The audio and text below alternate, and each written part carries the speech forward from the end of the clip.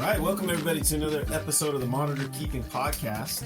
We're here with another guest today, so you don't have to just listen to me and Kai. Not that is bad, Kai. I always enjoy talking with you. But, we want to get some other information, some other viewpoints, and talk to people that are working with different animals and whatnot. So, first off, Kai, how you been? What's going on? What's new? Oh man, there's a lot of things that are kind of new. I guess to be short, yeah, my Kimberleys aren't. I don't know, man. I think I've been kind of I don't know about messing up on them, but yeah, I just been having some bum luck with them. I got some tail dry tip issues, and then they're basically not really producing a whole lot this year so far when they normally would be. So I guess I basically got to kind of critique them a little bit. I'm still waiting for eggs to hatch and stuff like that. But for the most part, yeah, the Kimberly stuff has been messing with my mind a little bit. Basically, just kind of giving me the runaround on stuff. And yeah, my female is like not really wanting to eat. I got to really separate her out, I think, and then kind of go from there with how I'm gonna try to breed them this coming season if they will breed or if they will make it and everything like that. She's kind of dealing with a tail issue and being moved around to being set up a little bit differently. And then I've had to basically accommodate more gravid females that are kind of in the mix of stuff with the mangrove and Kai Island stuff. Mm-hmm. Same thing. Going into 2022, I hatched out a Kai Island baby. But other than that, man, it's like the eggs that I've been getting are kind of, yeah, they're basically all infertile, even if some of them looked pretty good. Yeah. Yeah. So I honestly didn't go and cool them from 2021 into 2022 because they were kind of breeding the whole time, anyways. So I didn't really want to miss my chances because I thought this is it or they're gonna be going. I don't have a problem, right? Right. Yeah, most of my eggs, or just about all of them so far, have been all infertile. So Oh man. yeah, it's gonna, yeah, man. And that's several clutches too. So I'm glad that they're laying. I'm glad that they're still doing their thing. The female, at least, I'm always happy about that part. But my males, I think I have to cool them down some more and stuff like that. So I've really just separated everybody, made the cages a little bit more accommodating to some of the pairs, especially if I want to take advantage of producing them. Yeah. So yeah, they're being separated and kept a little bit cooler, chilled out a little bit. Basically shorter days, no crazy high basking temperatures, and they're fed a lot less. And really, that's it. Um, and yeah, man, I'm just really just getting the hang of most of my monitors and stuff like that again basically because Revamping. yeah, there's always new stuff and things like that. I got some new UV lights that I wanted to add in there, some more Jungle Dawn stuff. What else did I add? I changed up um my normal calcium, which is the mineral sticky tongue. I've used that for years now, right? And I would say that I've had some good success with it, right? With as far as some of my eggs, and I've hatched a fair amount of clutches over the last several years, or few Yeah. 5 years or so. So I'm not going to say that it was horrible, but I basically got something that has more vitamin A in it, which is the dang it the Rapashi one, the Rapashi Yeah. Calcium Plus. Have you used that, or do you use I that? haven't. Yeah. No, I mainly have just used the Zoom Ed stuff. Okay. The pink and the blue and the green one, right? Is that the Reptile? Uh That one or it, the other one, right? It, it's got like a blue lettering or has green lettering, right? I think green lettering. Yeah. Yeah, Yeah, just yeah, the calcium D3 big, bigger yeah, one. yeah. I haven't used that one too much. But John says that one's a good one to use too. So yeah, I switched up the calcium supplements a little bit, um, and really just trying to hope for better results. Right? I'm cool that Mm-hmm. I'm hatching them. I mean, somewhat with my little success so far of hatching just onesie, twosies, or maybe even three or four, right? But yeah, I want like better hatch rates, I guess 100% of eggs that look good on the way out, and also Right. 100% hatch rate. But we're not there yet. I'm basically getting like half clutches or one or two good eggs that might be partho clutches instead, and then I'm getting these full infertile clutches. So yeah, I gotta take a step back. This is what I've been kind of doing. It's kind of drawing my mental a little bit. It's making me basically think a lot harder and deeper into what I've been doing. Not everything is recollected, or even if it is, it's like it's on freaking Facebook, so I gotta go back so long to I know look what you at mean. stuff. Right? Or, yeah, I have pictures and stuff too, and so I'll kind of go back to those timelines of the pictures I took or when I posted on Instagram or something like that, and I'll look for when I did this. And yeah, so really just going back and checking some of my notes and all right, and seeing what I didn't do right. It's not always about what you're doing, it's about what you're not doing too. So Yeah. so yeah, man, I missed that.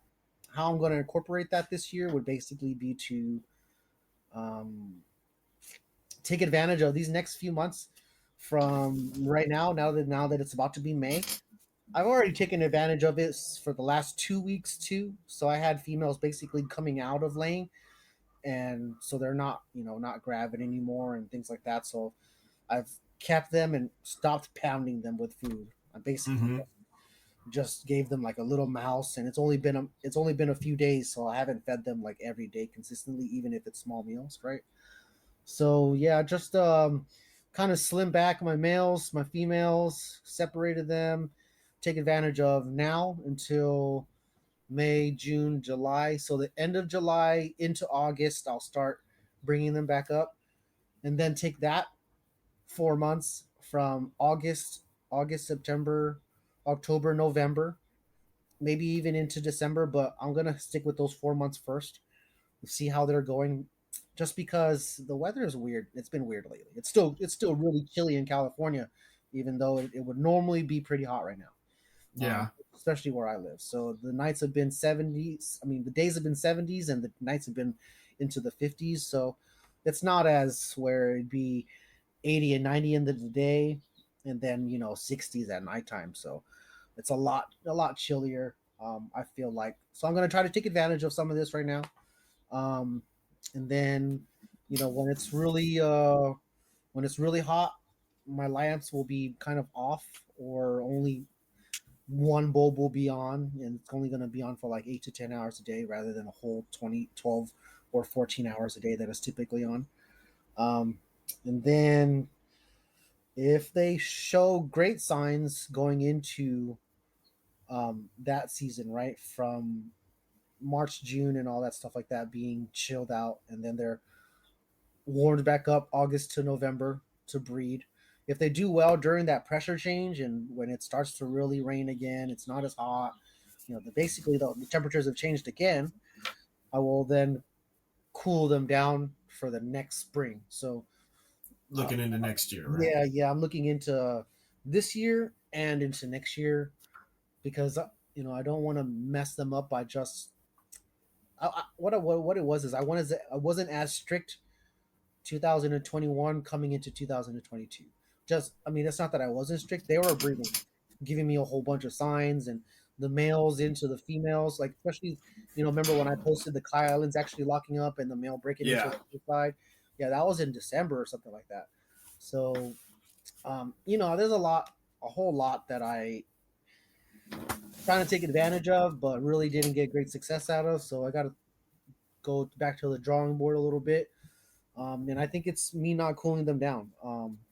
It's kind of like what some snake breeders go through when their animals basically aren't producing fertile stuff. They cool them down and regulates the sperm and the eggs a little bit and gets them going. Yeah. But yeah, man, sorry for my long recap. What about you, man? Uh, basic stuff. So the temperatures are changing. It's still like mid to upper 40s at night, but we're getting into the high 70s, maybe mid 80s. Sometimes it'll bump up to like low 90. Um, But what I've noticed is that my room, the way my room is acting, is different all of a sudden. So from 6 to, well, more like 5 to 10 p.m., um, the way my warehouse is built, and the attics and everything, it's trapping heat in there a little more during that time. So it's like it's heating up throughout the day, but it doesn't hit that where the temperatures really change until about 5 o'clock. And then from 5 to 10, it's like it has to come back down, but it's a slow, gradual coming back down. So I've noticed in my incubator, there's about a 3.5 degree temperature swing throughout the day, throughout a 24-hour period. And overall, it's not horrible, but for a few things, I've noticed that, where I had a totally good looking clutch, one of the eggs, maybe one of the weaker eggs, is starting to dimple in or starting to mold, which I think is being caused by maybe this temperature swing a little bit. Also, what I'm noticing is there's been one popped egg, real small, just a little fluid that came out. And then yesterday I noticed one that had a little bit of pink material in it, and it looked like it actually popped and kind of shot across the container a little bit. So I'm going to guess that egg probably isn't going to make it. So today, time to do some changes. I'm going to just take soldering iron, make some really small holes in the sides of the sim containers. I mean, like really small, as small as I can make. And on one on each side, just try to regulate that pressure a little bit. The other thing I'm going to do that I forgot, kind of, as you say, you have to relearn or remind myself some things, is when the temperature starts getting up in the year, that I have to almost rewire how the fans work. So the fans can actually produce their own heat. And right now they're not controlled on the same thermostat, because ideally I want them going constantly to circulate the heat. But the fans in my setup will create their own heat just enough to raise it up a couple degrees. And so then the thermostat is trying to do its own thing, with that. And then I have the temperature change going on in the warehouse right now. So what I have to do basically is connect the fans as well as the heating element all into the thermostat, so that when it kicks on, then it circulates the air, but then it does shut off. But I haven't noticed any problems with that. It's just now that we're getting a little farther into springtime, I'm remembering, oh yeah, I got to rewire that again. And I might just leave it that way. And so the fans are basically hooked into there. And the thermostat, when it kicks on, or it's what do they call it? Proportional. So, so give little bursts, but I think it'd be just enough to circulate the air, no problem. So I'll make that change today. Today's a big day, man. My back was hurting for a while. I've been doing some yoga and stretching, trying to get it better, and it feels better, but I got a lot of like heavy lifting to do, or mixing dirt. I have to, you're just going to have to suck it up, huh? Yeah, I got a couple, I still have a couple of those like big, the 3 foot by 3 foot Exoterras, which are great, but they're heavy to move by yourself. I got to take the doors off, the top off, everything I can, and then get the right lean on it, and maybe I'll try to snag somebody into helping me with that later. But yeah, so I got to move 2 of those, and then I got to mix up some dirt. I got to install a bunch of different things, different light fixtures and cages. And I was using these dual domes, but they're not working for the purposes I wanted them for. For me, those dual domes work better on top of a cage in these setups rather than inside. So I got the individual holders that have that little metal bracket, that separate them a little bit. And then they have a switch connected to the plug. So I got to take out the domes, screw in those, which isn't, necessarily hard. It's just tedious. And then if I'm in a cage with nervous animals or something, it's like, well, do I catch the animals first, or do I let them go try to run and hide and then try to do it real quick and hope they don't come flying out the door past me? So I got to play that little game later. But yeah, that's what's going on here. I should have some Kims hatching maybe today. Maybe they're already hatching, or Save me some. yeah. And then the next few days here. So and then I think my female sand monitor should be laying now. She's never really tricked me, but man, those Tristis have been tricking me all year. Like I've seen the signs between both pairs. And I'm like, all right, anytime, I've dug up that nest box so many days now, and there's nothing in there. And I'm like, what? I've seen them locked up, so they're on their own program, whatever. Let them do their thing. They want to be mean, just be mean, and get back to it. Maybe they need to give themselves kind of a break year, or like you said, cool them off a little more in the winter. Yeah. See what happens. So, but the Ackies are still going. The Kims are still going. It looks like the sand monitors will go. I have a suspicion that I might need to do some digging again in the Timor cage, and then I have the tree monitors are another one that are kind of tricking me. I think I'm getting close to where I'm actually seeing females cycle, but I have nothing to show for it so far. But that being said, I have a pair of green trees that look good, but I don't want to make any definites yet. But hopefully. Yeah. Yeah, other than that, I think I'm starting to figure out what the whole I usually don't have any monitors in my collection that charge me, right? And one of the Dorianus is that's its go-to now when I start doing things in the cage is this charge. So I'm getting to experience that for the first time. I've never had a monitor actually charge at me. So it's a little interesting. It's a 3-foot monitor now, so it's getting bigger. Yeah. So, but that's what's going on here. I guess we're talking too much. We told everybody we had a guest, and now we're Kai, why don't you introduce our guest? All right.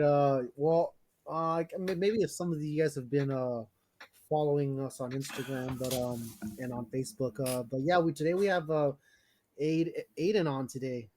And he's a young guy. He's kind of a neighbor. He's not too far from me. Maybe lives like about 30 minutes. Awesome. Yeah.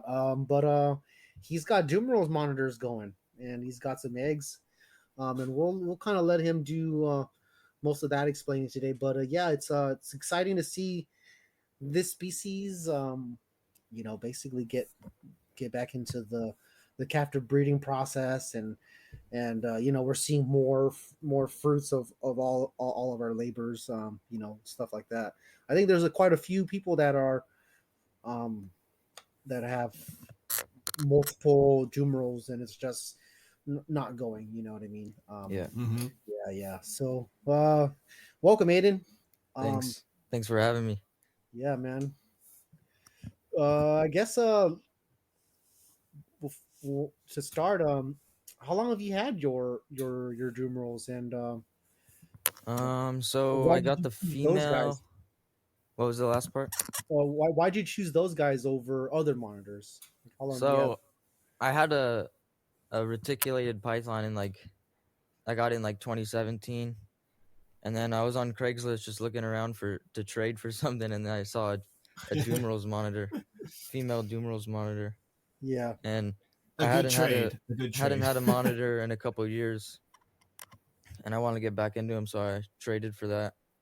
That was in 2019, maybe, or 2019. And then I didn't even think about breeding or nothing. It was just a cool lizard to have until November 2021, or a little before, but November is when I got the male. And they locked up right away when I got them. And nice. After a week of introducing, he's right here. He's tripping on me. But yeah, I haven't had him very long. Very, very good. So this was November you got him, and it was in November that they locked up? Yeah. Awesome. Talk about good turnaround on that, huh? That must have felt good. Super quick, man. Yeah, so now they locked up in November. Did they lock up anytime after that? It was November 10th till like the end of November, like maybe the 25th. And then there was like a week I saw no interest in breeding. They would hang out and stuff and bask together, but no interest in breeding. So I took the male out, and I didn't have a nest box in until like the whole time, so I just put a nest box in then. And I think that might be why she laid infertile eggs, but I don't know. Oh, And so then, you got a clutch of infertiles first? yeah, Okay. that Okay. was in January. She laid Okay. 8 infertile eggs. Gotcha. And then, Gotcha. yeah. So and then after that I paired them back up in February, and nothing really happened. They didn't really have any interest. And then waited like 2 more weeks, cooled the male down a little bit, and put them back in March, early March, and then they bred all March. And I Nice. removed the male, and the females had nesting the whole time since the first time in November. So, but Kai helped me out like a month ago when they were still breeding, and then did all those suggestions. And Awesome. What were some yeah. of those suggestions so people know? So the nest box it's a external nest box, and it was just on the concrete floor in my room. Like my room is in a garage, and Kai was saying to put it on 2x4s or something to elevate it, so there's an air gap, and so the heat pad isn't getting smashed. And then he suggested to get a bigger heat pad and put it on both sides, so I did that. And to close off the top of the cage, I did that. The only thing I haven't done is elevate the whole cage off the ground. But that's okay though, Yeah, it's because getting warmer. yeah, and the male, I think he needs that, Yeah, or they both kind of need that chill. yeah, But as long as you got your heat kind of like more conserved, because your open top sort of before it wasn't yeah, completely open, it's just a lot of screen, right? And so yeah, it escapes from there. But when you close it up though, you conserve so much more heat. yeah, So, yeah. It's a lot more humid for sure. yeah, that's great, man. Nice. Yeah. Yeah. Yeah, because when you were first talking, I didn't realize. I thought what you were saying was they bred in November and now she laid. I was like, wow, Oh that's a no. long period of time. But no, that makes a lot more sense. So it's about 25, 30 days, would you say, from the time of lockup to nesting? The first time I have it all written down, but I think it was 55 days from the first lock until she laid. But it was So she was breeding 30. during Genesis. Okay. Yeah, and then it was like 39 days from the last lock till she laid. Okay. But You're this doing time better than me. You write that stuff down. less. Yeah, Yeah, man, that's good. it's good. I take a lot of pictures, and it shows the date and stuff. Yeah. Yeah. I write that down later. Yeah, that's what I usually go off to, but sometimes I take too many damn pictures. And Yeah, same. yeah, and sometimes when I have to like redo and reboot my phone, or what I did this time was I just got a new phone, so all Yeah, the same. information, it's like it's doubled. I have the same picture on there like 3 times, and they're all different. Damn. Yeah, so it's like, what the hell? Yeah, I didn't I really just like. got an I just got a new phone, and I lost like all the pictures from March and man. before. So the whole first breeding process, I lost all those pictures. Yeah, Yeah. sometimes what I do is, I mean, it might be like a really kind of repetitive, right? But I'll throw it on Instagram right away, and Yeah, because I don't post as much on my Instagram, right, where it's just flooded with a bunch of random stuff and just me talking or whatever, right? So I have a bunch of pictures, and the Instagram will have it on the date, and I can kind of go by that a little bit better, Um, but yeah, man, I guess could you kind of explain about how you have your setups for them, like size and what you use for lamps and heat and all that stuff like that too? Because I think a lot of people are kind of I would say just unsure about how to keep Dumerils. A lot of people think they're just like all the other monitors when they're kept a little bit differently. yeah. So I have the male is in a 7x2x2, which I wish was bigger, but he can thermoregulate well, and he has a he has enough room to exercise and whatnot. Yeah. And the female's in an 8x2x4 high, 8 long, 2 deep, 4 high, and I have like the dual fixtures with like Zoomed light bulbs. I haven't used the par 38s or anything, but the basking temps on the floor is like 125, 130. Nice. And then the cool sides of the cage on the floor is like 75. And then there's a lot of other hiding spots that are like 70. But yeah, big water bowl. My substrate in there's only like 6 inches, maybe like 8 at the highest point. Yeah. That's But for the male. That's for the male, right? yeah, the Or for females both. is like, it's maybe like 8 or 9 inches Yeah. in there, And then but you it's have that. still, Then you have the external nest bin too, right? yeah, So basically, she has the option to go there and be in more soil, right? yeah, Yeah, yeah. yeah. That That's your what she nest, spent. What was that? your nest bin. Um, how did you end up doing the whole thing when after I made the critiques for you? How did you end up doing the inside, like the Oh yeah. consistency of everything?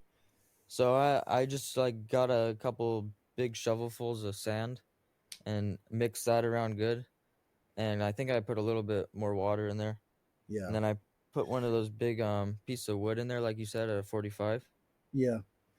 and then yeah, that's pretty much it. And then I put the leaf litter back on top.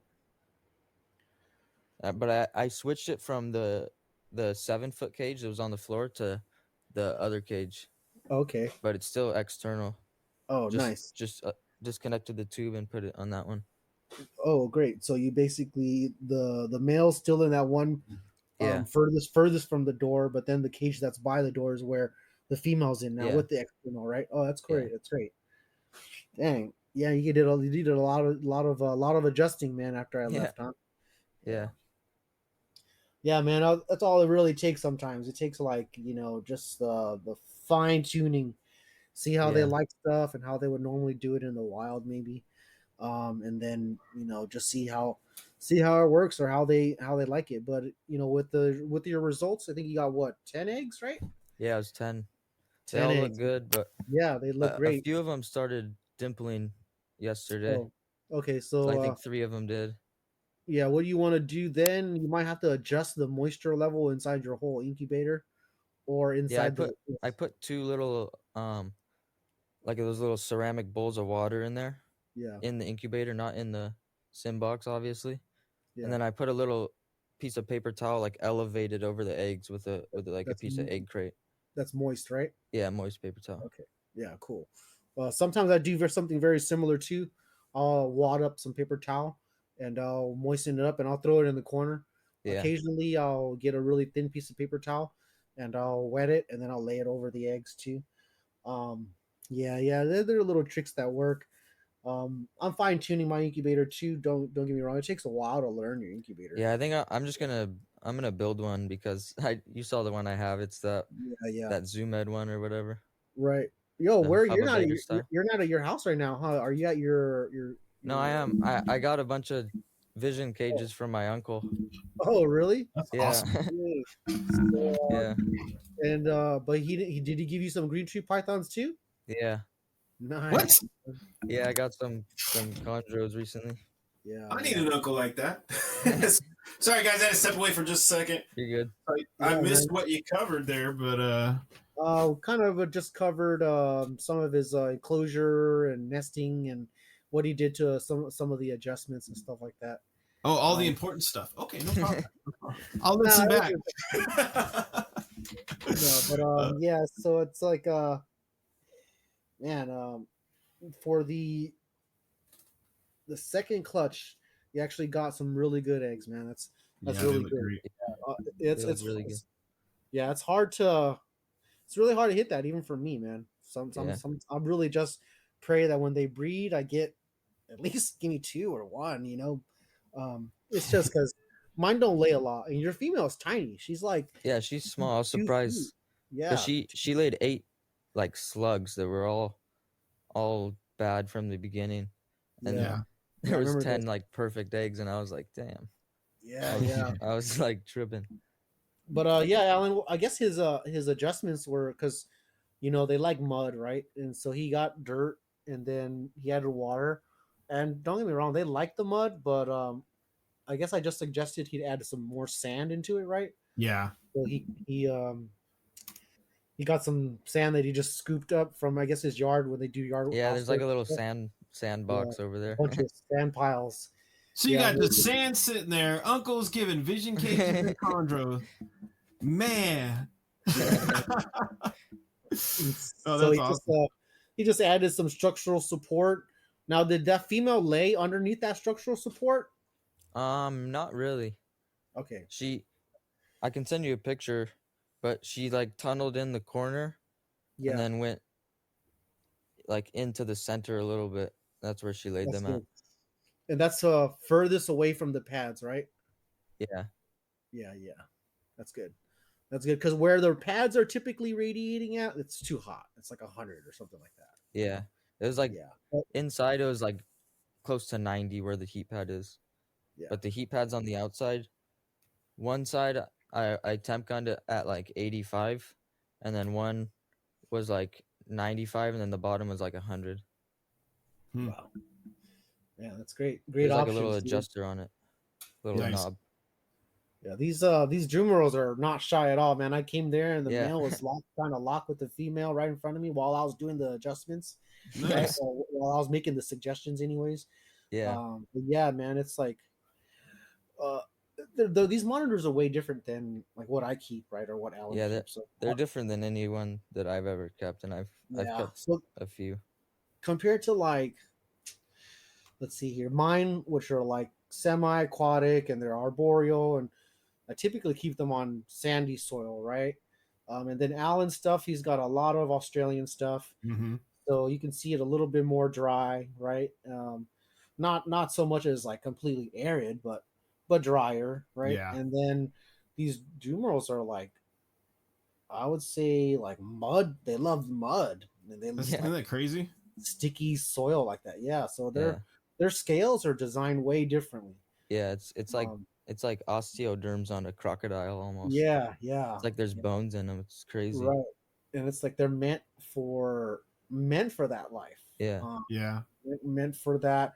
So they basically can handle being submerged all the time. Where if my mangroves were submerged all the time, they develop water blisters or they'd get waterlogged. Yeah. Or like the cams, too much moisture just in the cage that they would come into contact with. They'll get those blisters at bumblefoot and stuff, and even the sand monitors. You know, so it's interesting how these different animals are attuned to these different habitats. And where too often we treat monitors all the same, and this is a good example of no, they're quite different. Yeah, in a way they're like similar, right? But there are just then there's things that also make them different. Like sure Yeah. they should still have high basking temperatures and whatnot, and be able to have great thermal gradients. But if you think about it, an iguana and a bearded dragon and a leopard gecko should have the same options, technically, right? And so That's a good way to put it. Yeah. it's kind of the same thing. If you were to think about it, you should have available options for all of them. Now with these ones, with the Jumerals, man, you can just go into kind of the extreme. The cages can be pretty wet, almost humid, and then, man, when I was checking what she liked to dig in, that was way different than what I have. It's almost like clay, mud / sand, right? Yeah, so that's really cool, man. That's interesting stuff. With the Dumerils, what's the pattern? Just out of curiosity, because I don't know if I've seen yours per se, but how are their colors? What do they look like to you? Are they all one color, or go ahead? They're not like all brown. They're like right. They're like they've got a lot of brown and black and green. A little bit of like peach on the female has a lot of peach on the bottom of her. That's awesome. But the male is a lot lighter colored. He's almost like light green with like a bluish hue to him, kind of. Yeah, he's got like a olive color to him. Yeah, he's really cool. Yeah. It seems like they're from different localities for sure. Because Dumerils are found in a lot of places, but Yeah. I don't know. I've heard that they only really come out of like Sumatra and Yeah. Indonesia. Yeah, I'm That's pretty sure there's a lot we don't really know where they actually come from. You know, right. yeah, just because we're hearing from poachers and someone that heard it from somebody else. Until you can talk to somebody who caught it there or saw them and really like or followed some guy on like Flickr, right? And he posted up a picture of him um, doing birding stuff or looking at animals and taking really nice DSLR pictures right from far away. You know, you can't really trust a whole lot from a poacher's point of view. You know, Yeah. Yeah. it's just hard to, right? Well, I think they're really awesome animals. There's that albino one I think we talked about a little bit, Oh Kai. yeah, Yeah. yeah. You got. Did you track that one down, Aiden? I Yeah, think I that one's talked to that guy a still little alive. bit. It's still alive. He's told me that he was in Jakarta, he said, and he said he sold it to this guy in Bangkok for 30,000 Jesus US. And Christ. I was like, I was tripping, bro. Yeah, I was like, Yeah. no way. yeah, Yeah. man. It's an amazing animal though. Hopefully something. So I don't know. So sometimes like these one-off amazing animals go to places like Yeah. places in Asia, and they Yeah. like Bangkok. Actually, there's a few in Bangkok. These one-of-a-kind animals, and yeah, you never hear of them again. They're you Yeah. know, They're someone's prized pet, but yeah, really, what should happen is they should end up in someone's lap that's gonna really bring it and have it flourish, right? right. Yeah. Not just in captivity, but also try to produce it Yeah. and see if they can make more. You know, See, we think that, but some maybe shady rich some business rich guy, Yeah. and some Yeah. skyscraper in Bangkok, you know, maybe he just wants it to be the only one. He probably also has an elephant and a tiger. Yeah. Yeah, I think Nicolas Cage actually had a few like one-off reptiles, or you know, not very common reptiles, kind of the same thing. But Yeah. no, that thing was awesome. And you know, the reason I ask about the color on them is because, of course, the babies are amazing. They come with these bright orange heads that everybody Yeah. wishes they'd keep. Yeah, that'd be crazy. But there's a Ben Aller used to live here in Sacramento, so Yeah. you know, gosh, that was. Aiden's gotten a chance to actually talk to him. He got Yeah, I through. talked to okay. Ben a little bit. Yeah. Okay. Good. Tell us about that in a second. I just remember going over to his place and seeing the Dumerils playing with That's the babies. Cool. You know, you got to see the actual color on the adults and the setups he had. He had a whole garage kind of dedicated to hit the reptiles that he had out there. So he had the Rudies, Dumerils, and then the Grays monitors. So you know, and he did some amazing work. Unfortunately, you know, I wish those Grays monitors actually turned out to be a pair. I think if anybody at that time could have done it, I think Ben, you know, could have figured it out. But you know, you need a working pair to do that. But the Dumerils, I think he went into multiple generations. But if you talk to him, how did that go? Yeah, it was pretty cool. It was like just a phone call and a couple emails back and forth, but he was pretty cool. Yeah. He was telling me a lot, just like basic care information and incubation information, and like I was just asking him questions about nesting and stuff. He said he always had multiple options for nesting, like multiple nest bins. I'd never tried that, but I tried different options in the nest box, like different substrate or whatever. Yeah, I remember his setups kind of being like he'd have a tote on one end. He'd have actually a section of the cage like whole cage nesting, but it was just in a portion of the cage. And then at one point, I think he went out for these like he was chopping up these cottonwood trees that were down, and he was pulling out, you know, these big hollow logs and hauling them back in his truck and filling them full of like leaf mulch basically and that kind of stuff. And so I mean, that was his thing back then too, was giving his animals a ton of different options, and then as he would, he'd kind of scale it back to what he saw working. But Yeah, he did some really cool stuff back then. So I'm guessing now and into, the enclosures he's helping build with the way they're set up. I mean, a lot of it for zoos and whatnot, Yeah. so things can be displayed. But I think he's still up here in Northern California, if I'm not Yeah, mistaken. Yeah, zoo fabrications, yeah. zoological fabrication. Yeah. He I still kind of has want to. one Dumerils from his last clutch. He said it's Oh, that's awesome. a female. Yeah. It's 9 years old now, or 8 or 9 years old now. He said. Yeah. He Yeah, said it's At just in a first, giant 10 by or 8 by 10 cage, just by wow, itself. it's probably one of his prize favorites that he hatched out. Yeah, Man. Yeah. I've got a couple of those, man. My yeah, first my first ones I basically kept. And I've had a few now, I yeah, wish I could keep them all, but I can only really keep what is near and dear to me, or is going to be a functional part of the whole process. I just yeah, can't have like a ton of extra females, or which I still kind of do, right? Because I just don't want to send them anywhere, but I also don't right. want to have a ton of extra males like that aren't really going to be doing anything. I over the years, even just the last 3 years, I purchased so many different mangrove monitors, and they just didn't work out. And Yeah, so, yeah, I look for a different few criterias, right? I look for like how nice they are to each other, and I'll try a couple times. I won't just give it the first go. But if they're mean and they're attackers right off the get go, I really don't use them for that long. If they get way too big, and I used to not know before, right?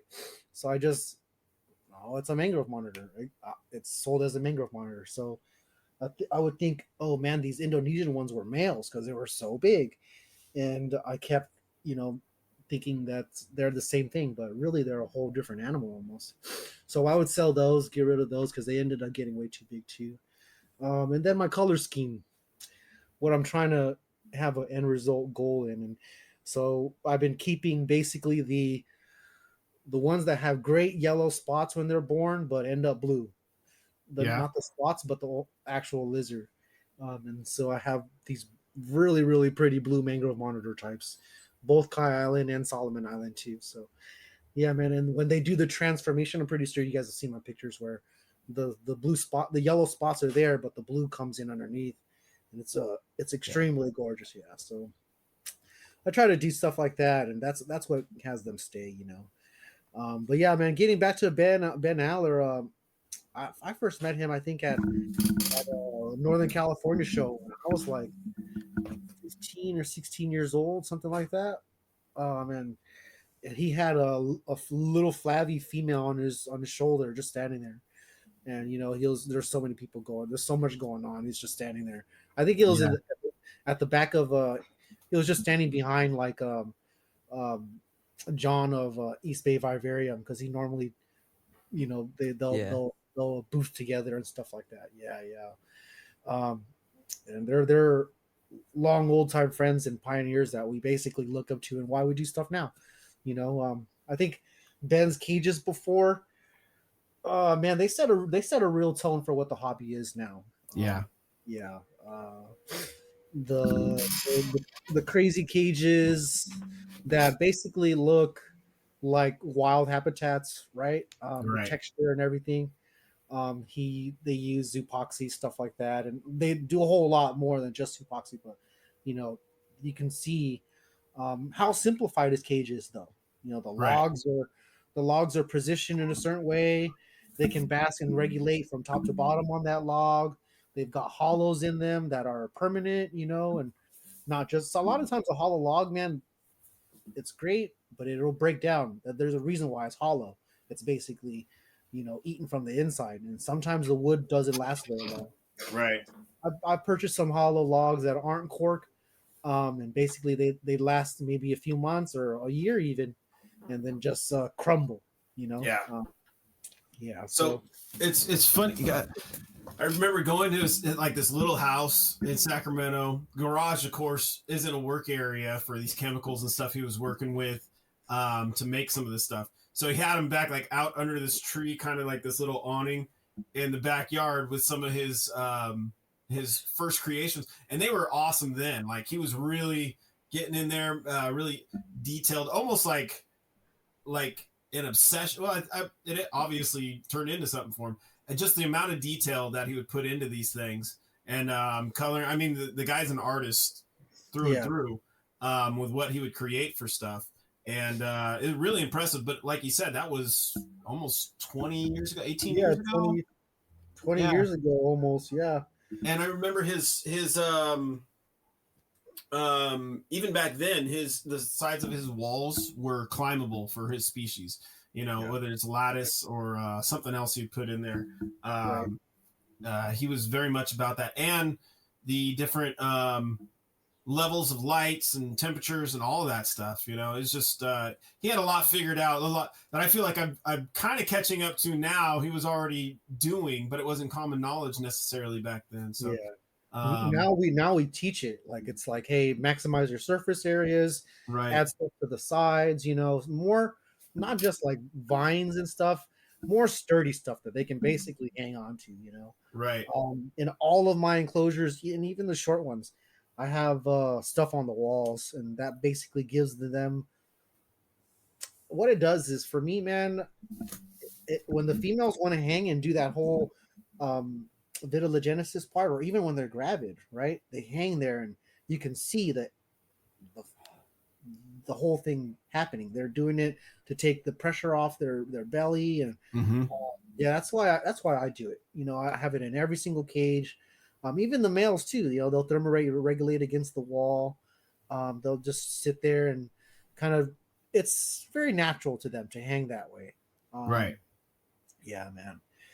Oh man, dude, I'm actually really stoked. So, your eggs are now just a few days old, right? Yeah. Like 3 3 days old now, right? Yeah. So I guess pay attention to that dimpling. If it's already on set pretty fast on, the changes you make should basically correct them pretty fast. If they're strong eggs, which they kind of look like it, they'll go the distance, you know. They'll go the distance if they're strong eggs. You'll have to kind of critique and do that. I honestly don't recommend you, unless that incubator is already tried and true. I don't recommend you taking what they're in now and putting them in that one. Just run the course, even if you're gonna fail. Run the course. Now that's hard to hear, but it's like, no, I want them to hatch. Now, I mean, if you feel like it, and you know, it's all your go. You know, I won't tell you to do anything. It's just recommending you. You know, but if you know an incubator is great working, or you have your uncle that has one that he knows is hatching out a bunch of animals in it and without a problem, right? Utilize it. You know, like I said, you could come to my place, drop them off here, because that 30-minute drive isn't so bad, and they basically get to sit in the incubator. That works. Now, again, though, I want you to try to run your course with your current eggs, basically see how you can manage it with just that one. Not to say that your incubator is bad, it's just it's small, and it'll, if it's not regulated well or doesn't have a great regulator on it to turn off the heat and stuff like that well enough, space to actually give a balance, you know, then it can be tough. And then when stuff happens inside such a small incubator, it basically can happen very fast. Alan's had a lot of those issues too. So, you know, basically killing a bunch of eggs or having eggs burst. Me as well. I've had some issues too where it's like, dang, why do those eggs do that, but these didn't? I really don't know, and I couldn't tell you. Maybe those eggs weren't so great, you know. Yeah. Have you tried did you candle them at first, Aiden, to see if the ring of life candled is in them the day after when I Okay. marked them with the pencil. Yeah. And, Is the I ring didn't of see life in there? I didn't No? see anything. Okay. So with monitor eggs, they say that if it's got a ring of life and a bunch of veins already, the eggs have been in the female for a while. And I don't know if that's exactly true, but for I've me, heard similar things. For me, I don't see anything for about a month or two. I don't know why. It's just very faint. Maybe in about 3 weeks, you could check it again and see if veins have started to creep up from the bottom. But although rarely, like, you'll see some eggs and they're like full of veins and You can see the embryo probably moving around, Yeah. and it's typically now a fetus, and right, and all that stuff like that. Those will happen months later, and then you can also see like your timeline too on how full the egg is. Like you'll see, oh man, this has been 150 days, and it'll be sort of full. Not really all there yet, but when it gets really full, the egg starts to shaping up differently, right? You'll go through different stages, and it'll be really full, and then the egg will change in texture. It will no longer. Right now, it feels like a ping pong ball, right? Yeah. Like a It's leather, like like a kind of leather, hard, yeah, leathery hard ping pong shell. ball, right? Yeah. Yeah. A ping pong ball is hard shelled but thin, so Yeah. that's kind of what I mean. Um, Now in about several months from now, when they're actually ready to hatch, I'd say give yourself anywhere from 7 months to nearly a year, dude. It's like 200 Ben, days, I I think think. Ben was saying he hatched them at like 155 to 170 Okay. normally. Dude, those are good numbers. Yeah. You don't anything past 200 days is hair. This guy in That's- Borneo, he said he got a clutch from his female and he just put the eggs on his shelf. yeah, No heat. He said it took 7 months with no heat. it's Yeah. because where he lives is it's always that Yeah, warm. yeah. He caught Yeah. them there, yeah. Yeah. He Yeah, caught them. so he's cheating. Dude. He's cheating, bro. Yeah. But if your room, right, if any room were to stay like 82 and it's constant all the time, basically temperature controlled, and as well the airflow in that room didn't change so much. So, like an example, a closet, right? Yeah. A closet in a warm room. Lance Payton, when I was really young talking to Lance, and Lance is my age now. Lance is my age, but we were really young talking on like King Snake chat. He would just hatch his Argus monitors on the shelf because that shelf, the room stayed so warm. Yeah. Yeah. Damn. So it's possible, man. If things were consistent, it's technically an incubator. It's because Yeah. it's warm. Yeah. Yeah. I mean, that.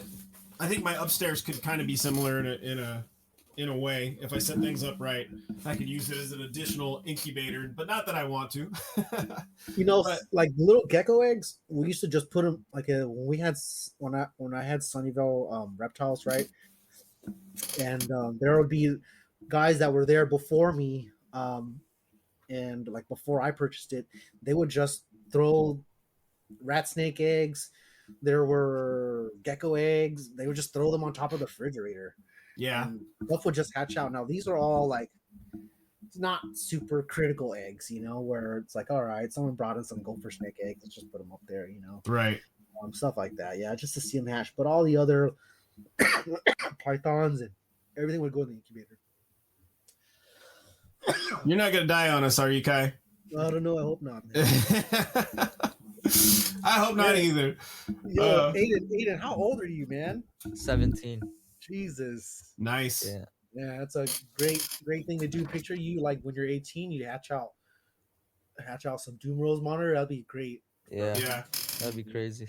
Yeah, no, that'd be good stuff. So now that's another plan, another thought. What are you gonna do with them all? So let's say you have excellent success, and I have no reason to think otherwise. I've got What a are you lot gonna of people texting me about them. Yeah, I'm Yeah. sure. I'm pretty sure once I posted you and you posted yourself, dude, it's like just Yeah. It's But a gonna bunch go- of people followed me and yeah, hit me up, and it's that's like how it congrats and is. stuff. Yeah. Yeah, you want to do things, I guess, the right way. I'm not going to tell you what to do at all, but don't sell them just right away. Right, that's what I was gonna say. Keep a couple. Yeah, I want to keep like at least one or two of them, probably two Yeah, of yeah. them, if I Keep a hatch them. couple, and Five. Get- Five of them. get to raise some. Like Yeah. raise a couple or Yeah, that'd be get them cool. into a better size.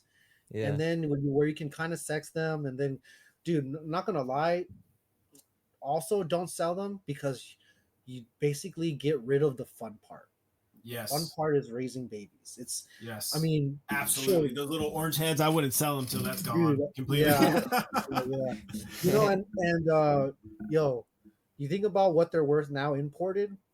Yeah, it's crazy. Also, don't fall for the okey doke on cheap prices. Yeah, don't sell yourself. Sorry, anybody that's out I there know. trying to buy them, but honestly, these if are you can- one of a kind now. So yeah, Yeah. if you can make the room, get the experience raising them from out of the egg to adults, it'll give you a different level of knowledge for Dumerils. Um, Yeah. and you'll get to see how they act as subadults, kind of going through that adolescent phase and what males and females do. You might get a good sense of how to determine in those animals which ones are male and female, signs that they might give you, which is of course going to help you out further. And see those first introductions and what like new females do. That way you can provide people with all that knowledge.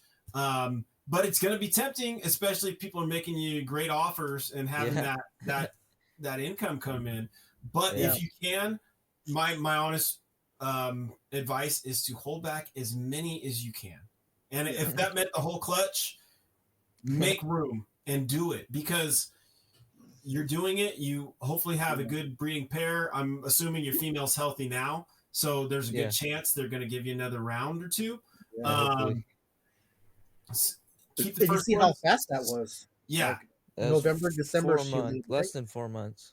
Yeah, that's a great 60 to 90-day gap, and that's very typical. Super good numbers for what I would say not back to back, which back to back would be really rough on them, right? But what I'm saying is a spatial time between this last one and the current one. Those are like how you fed them was good. The time to recoup was good, and then bam, it's like it happened again. So it's great numbers and timing as well. Like if it were to be spaced out a lot, really, really far, maybe a year or something like that, then maybe they're not so, I guess, speedy to reproduce again. You know what I mean? So yeah, man, how you're doing things is great. Alan, did you want to add anything to that? Sorry, man. Yeah, I was just, if I can really press it, if you can start gearing up now for putting yourself in a position where you can, like, financially take care of them. I mean, start, are you already breeding roaches? No. I would get on that, maybe some larger ones like the hissers, but dubias for the babies. Try to cut your costs where you can, invest in it now. And everything you can do to hold back as many of those babies and keep them healthy as you can. And all those extra reptiles you had, bro. I have a lot. Yeah. I definitely am gonna keep my rhino iguana though. Oh yeah, keep that one. But I've had him for like 6 years or something. I think like the random ball pythons, the box turtles. Yeah, the ball pythons are from my uncle too. Oh, okay. Yeah, we won't tell. We won't tell when you the box turtles. Yeah, man. It's just you'll have babies and you'll see it's like I got school, I got life, and then I have monitors, right? It's like I'm busy all the time. Whole lot, right? You're busy all the time. Because keeping up with the monitors, bro, it's like almost a full-time job. It's checking in multiple times a day, and it can be, it's a lot of work. But man, if you can, in reality, if you can, or the other option I would suggest to you is if there's people hitting you up that want 3 or 4, and they're people you're confident that can also get the job done. That's up to you. But that's kind of what I look for. My ideas with certain species is, what's like the Similis would be a good one. Baby Similis. I'm keeping that first clutch if I get one back. But from then on out, more clutches. Who are those going to? There's different ways to look at it, of course. If you're the only one with them, you financially could make some money off of that. So there's the tendency that you want to hold it all back, being like brutally honest, so that you protect yourself, your investment, and the financial outlook. But at the same time, you might be the only source, or if those are, in this case, talking Similis, those are the only Similis out there after I keep back my first clutch. Getting that species, established in the U.S. so we don't lose it is another thing. So right, and man, being able to save 1 or 2 females now. Not that you're gonna, worst case scenario is that some people lose females after breeding. Yeah, it's just it happens. It just happens. Not to say that you will or that you're a bad keeper or anything, because I think you're doing great for someone so young too. Get a chance to see them grow. I'll help you sex them. We'll look at them side by side. When you have one, it's very hard to sex, but when you got 10, Yeah. dude, it's so much fun. It is so Yeah, much because easier. you can compare it together. Yeah. You can tell them the snouts are smaller, the tail's smaller, the body on the female looks longer, but she's smaller, and it's Yeah, just they're yeah different.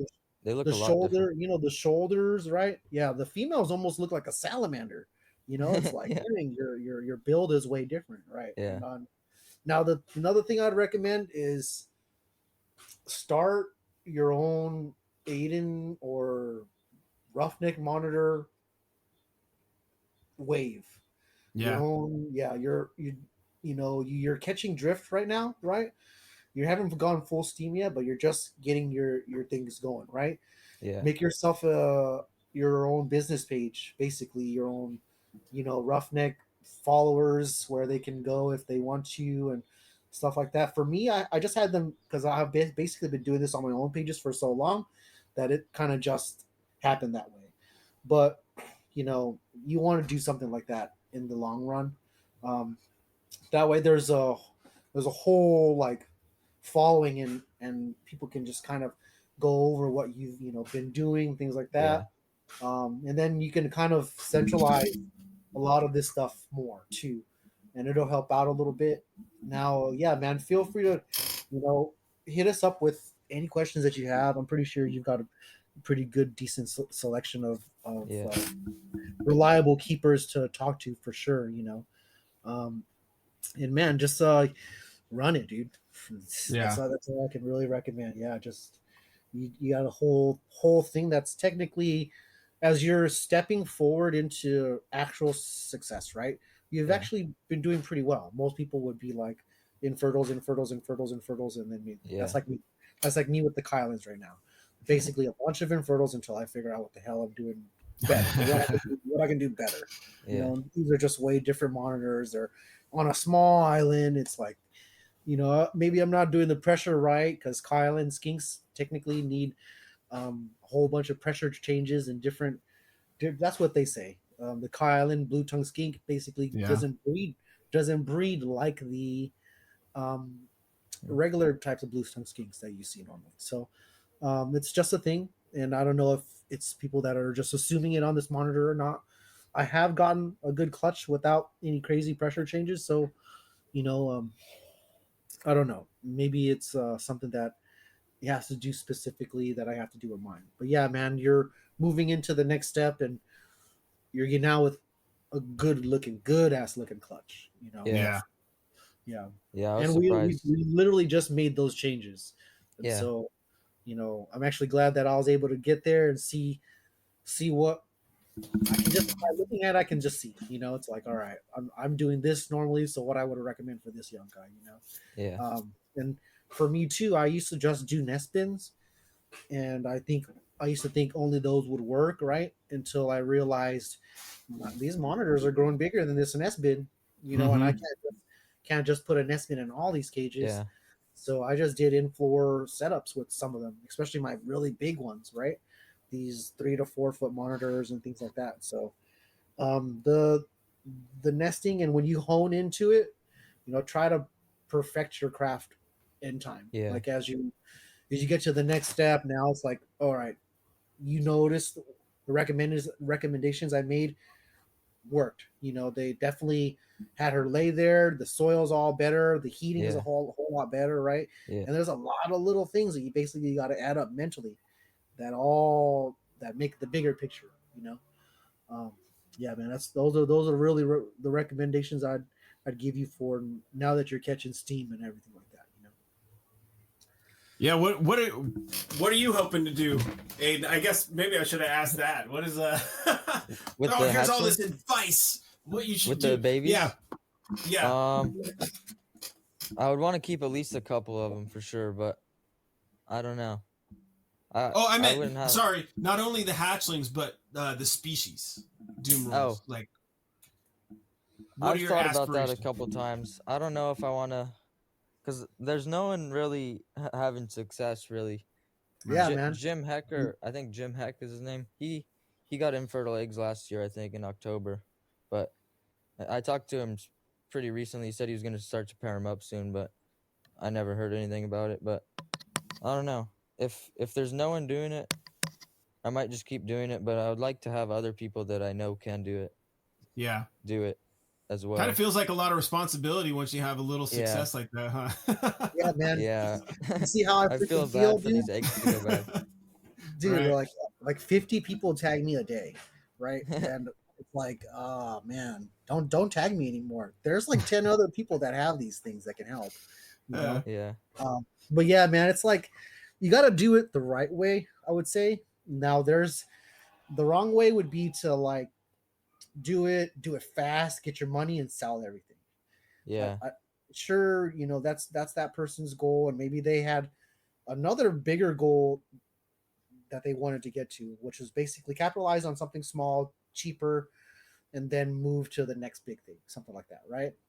But in this case, man, you can technically have a whole crazy following now because no one's been used to captive bred Dumerils for the last several years, 10 years or more. Yeah. Well, I haven't seen them around for a little while. I've seen babies come in, but those are imports, you know. Yeah. I think Jim Heck has a bunch that he's trying to produce, but I think he has a trio of them. I'm pretty sure. Yeah, A I saw a male and two picture with females. I saw a picture with a bunch of them in one cage. Really? I think. Yeah, but that was a year or so ago. So things could have changed. But yeah, man, I think he's trying, and not gonna lie, he's like a godfather around here with a lot of he the monitors hatches some already. crazy Yeah, water monitors. Yeah. yeah. So you know, I used to go to him for advice too and stuff like that, but he hasn't been on social media a whole lot. So Yeah. it's like you can't really reach out to these people all too much until you go through somebody else that knows them really well, you know. Yeah. But yeah, man, it's doing it the right way.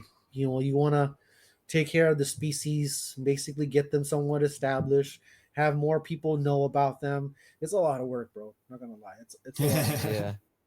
It's a lot of work, and then you got to deal with, you know, people that I'm not gonna say dumb. It's just You're going to have people that blame you because they Yeah. can't breed Dumerils after this, Yeah, or similar animals. not even that. It's like you'll deal with, like, you know, people that are rude or they just don't know, or Yeah. basically all kind of people. Some great, some nasty, some Yeah. that are, you know, you'll have to explain it to them differently or stuff like that. But in all, whether or not I'd get those people, at the end of the day, when I think about it, I still end up helping and make podcasts like this or YouTubes, or I still am on like Facebook groups all the time, you know. And Yeah. whenever people tag me, I'm always there to, all right, here's what I think or my recommendations. I think about the animal in the long run and how much I love those animals, you know. And Yeah. technically, I think you love these Dumerils a lot. You know, they've gone this far, making all these changes. Basically, a third of your whole living space is Yeah. dedicated to them. Yeah. You know, so yeah, Yeah. man, it's something where you want to do it the right way, teach people, get the ball rolling, and even if there's other people breeding them too, it's going to be very hard. It's not as simple. It's not as, you know, not as always broken down. You may help people kind of get to there, but you know, they may not reach your level at all. They'll try Yeah. and things like that, but yeah, there'll be a few that will try, but not so many make it. You know. Out of curiosity, kind of going back to what you're doing and your approach, what are you feeding your animals? The Dumerils, pretty much mainly shellfish, crayfish. There's like big jumbo shrimp at like the local Asian markets, and So they normal eat shrimp. better than us. Yeah. They eat better Yeah. than us. Yeah. Yeah. And I remember Ben sometimes would do a lot of that stuff too, so that's why I was asking. But yeah, he told me he fed exclusively crustaceans only. yeah. That's what he told me. And I That's why I started feed my implying guys. that more. What was that? Yeah, that's why I feed my guys crawfish so much compared to. Yeah. I basically switched out mice for crawfish. Sure, the crawfish aren't really fat, but I can replace that by using chicks and the eggs and stuff like that, right? That's But what I use.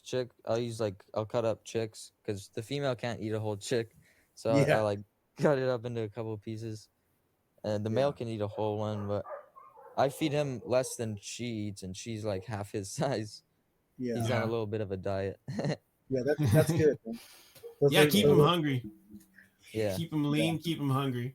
No, like for the listeners out there, why we switched or why we do this is because mice just make them too fat, and they, Yeah. it's like it's just a lot of people are filling these rodents with fillers, and they're just not the healthiest. Yeah. The shellfish is basically a leaner food item, more natural because what they eat in the wild as well, right? The Dumeril's teeth, bro, they're designed differently, right? They're like a U. molars. It's like Yeah, they're not Mhm. they're sharp. not sharp. The ones in So the back, especially, they're like molars, like U shape. Crushing them. Yeah. and so Yeah. they're meant for crushing. They And crush so, the crayfish like in half almost. Yeah. It's I would not that's- want to get bit by, and especially here's the male. another, basically a whole another specific design for this type of monitor. Yeah. The skull is just designed differently. Yeah, it's You thicker. know, yeah, man, it's that's really cool, man. Thanks for sharing that with us. 'cause, Yeah. you I wonder know, if they just root around kind of in the mud and then Yeah. pulling out crabs. get Those crabs kind and of stuff. those. Like, Yeah. where like you're walking and you see a bunch of fiddler crabs, and then you walk near them and they disappear. Yeah. Yeah. That's cool, man. Yeah. There was a thing, we got to go to the beach, Aiden, where we can get some sand fleas. Oh, There's go some net big them up. ones. Yeah, Yeah, they there's probably love those. there's a guy that was like, yeah, I'm eating these. I'm like, what? And Yeah. I was on TikTok, right? I Yeah, I watched think that one I too. might have saw that one. He made them into a food, right? Yeah. And like I was like, okay, if humans can eat these, my lizards can eat these. Yeah. I was thinking the same thing. I was like, oh, Yeah. I'm gonna make a beach day because well, honestly, we didn't do it last summer, but hopefully this summer again, we'll go up to Lake Tahoe and go fishing for crawdads. Basically, it's like string and a piece of bacon, and they Yeah. grip onto it. And my wife's really good at it. Me and my son, we catch like half of what she catches in an hour. She's just bloop, bloop, bloop, bloop. Yeah, But man, it's great, and you put these fresh things in there, and it's pretty awesome. I love to try those sand fleas because they're like perfect bite size too. They're like this just big little- only. Yeah, a little Yeah. ball. Yeah, I think my guys would like them. I have a hard time finding more than just shrimp and crawfish. I want to find small Yeah. crabs. I've only found those like once or twice at a market, and what I'm trying to go and look for is where these Japanese and sushi places have soft shell crab, and I want to ask them where they buy that before they cook it. Yeah. Mhm. I have no idea where they get it from. I've actually tried to ask several restaurants because when I go to buy, eating sushi, I Yeah. order the soft shell crab, and they come out perfect size like this, and like maybe like I don't know, Mhm. a small apple or a pear size. It's very very tiny, and I can cut those in half, and the monitors basically love the shrimp and crabs and crawfish. When I put a whole tray down and it's like chicks and crawfish Yeah. and mice, right? They choose the crawfish first. All Yeah, the time. the Dumerils react different when I feed them crawfish compared to like a piece of a chick or something. Like they're a lot more aggressive with it for sure. Nice. And even if it's not alive, they like act like it's alive and kill it and like crush Yeah. it. Yeah. Yeah. Do they kill it in a certain way? Do they rip the claws off, or do they? I've seen the female do that. Mm-hmm. She'll use the ground for leverage and like rip the claws off with the ground and then Yeah. eat all the claws on both sides and then eat the body, but Yeah. crush it first. I always think it's so amazing how they know how to come above it and get it right on the back, so Yeah, like it's a claw crazy. couldn't get back there. Really? When I have fed them mice before, they're always super exact, or the female especially super exact with getting it right on the back of the neck Mm-hmm. every time. Yeah. She's like she won't like an Argus monitor or something. They'll just friggin' grab it by the tail or something, and just shake Swallow it it around. whole. Yeah. Yeah, they'll grab it by the neck and crush it. They don't really shake.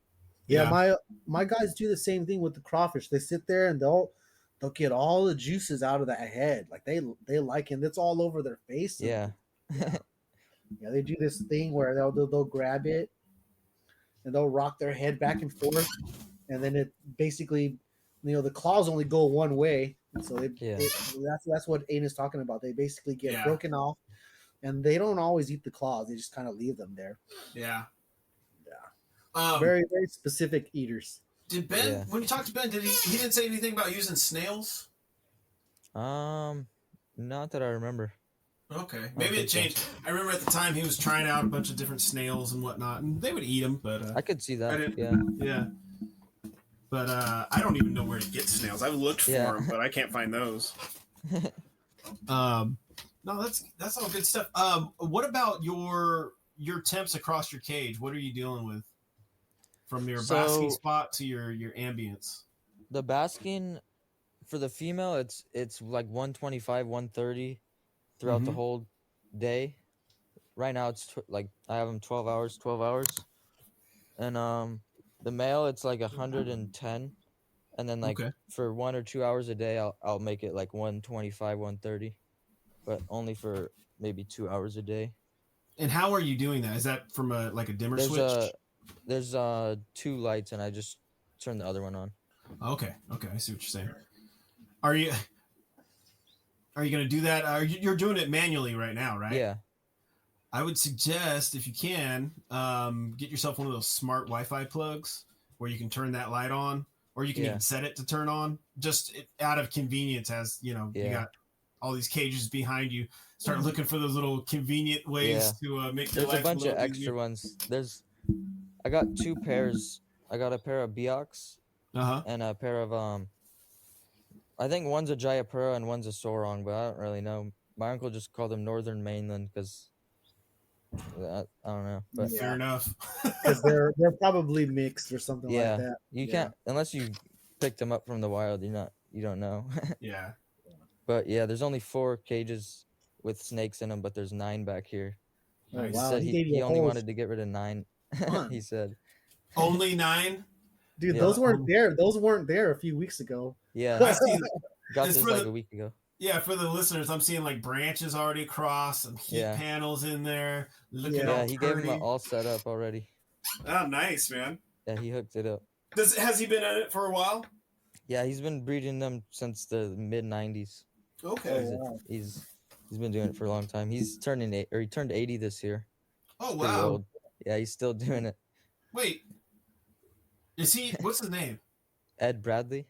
Oh, I know. Okay. I had no clue. I know Ed. That's funny. I was like, when you said that, since at his age, I was like, I wonder if I bought some Angolans a little while, or an Angolan a little while. He still has the Angolans. Yep. I'm looking for some more if he ever, breeds. I think all of his. He said most of his like females are too old to reproduce anymore. Yeah, they were like 20-something years old. Yeah, he has like some 25-year-old chondros.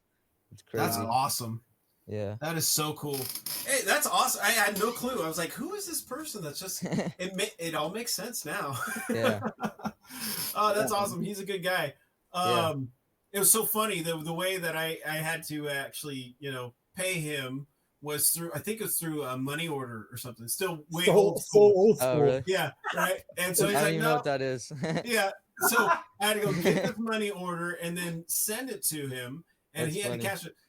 My bank messed it up. So when they first made the money order, they made an error. Like I had to look it over, right? And there was some error on it. And so I didn't think anything about that. And then so they're like, no problem, we'll make another money order and fix the error. Well, apparently they made like 2 of these money orders, but they never actually canceled one. So all of a sudden, this big bank investigation starts, and they want me to come down and give a statement, right, about this. Like I'm stealing money from them, and the whole time, Ed is waiting on this check, and I'm like, it's coming. I promise you, it's coming. That's funny. And yeah, it turned into this. I thought for sure he thinks, he's old school. I shouldn't be wasting his time, and he thinks I'm trying to like jerk his leg or something. I'm like, no. There's this whole thing going on with the bank, and we finally got it figured out. And it's unfortunately that Angolan. I had a male, and the male died. And it wasn't from Ed at the time. I think that's the only snake project that I actually have given up so far. And And Golans are kind of tough. They're not as easy as ball pythons. Yeah, no, this female was in great shape. The male I got, I had him for like a couple weeks. He developed this bulge and died. And I just decided, you know what? I'm just not going to do this project right now. But I want to in the future. It's definitely one I want to do. It's just with all the other snakes and everything. I don't like to flip animals, but you know, I definitely want to get back into them. So, but anyways, that's a tangent from monitors, but that's a funny little connection. I had no clue, and it's all coming together as you're saying things. Something's going on here. Yeah. Oh man. So have you spent a lot of time with him and around reptiles because of him?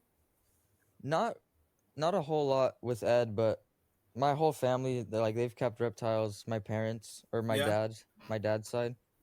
So I've been around them since I was little. But Alan's from this area, so Alan, you might have their family, or can I tell them what your family used to own?